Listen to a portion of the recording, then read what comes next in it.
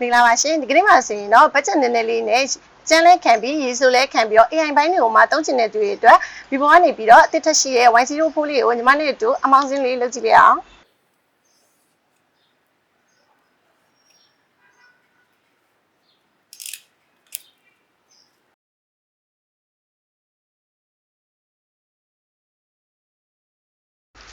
ထောက်ခံနိုင်မယ်ပေါ့နော်ဘူးထဲမှာဆိုရင်တော့အတင်ကျော်အတင်ကောင်းပါပါမယ်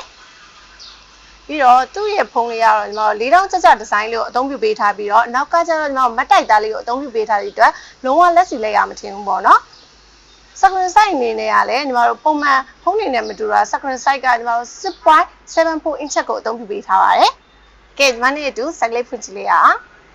သူ့မှာဆိုရင်တော့ version ပိုင်းမှာဆိုရင်လည်း40နောက်ဆုံး version ဖြစ်ပြီးတော့ RAM ပိုင်းအနေနဲ့ကလည်း RAM 4+4ကိုအသုံးပြုပေးထားပြီး memory ပိုင်းအနေနဲ့ 64GB ကိုမှကျွန်တော် single နဲ့ကပ်ပြီး memory ကထပ်ဆိုင်လို့ရပါသေးတယ်။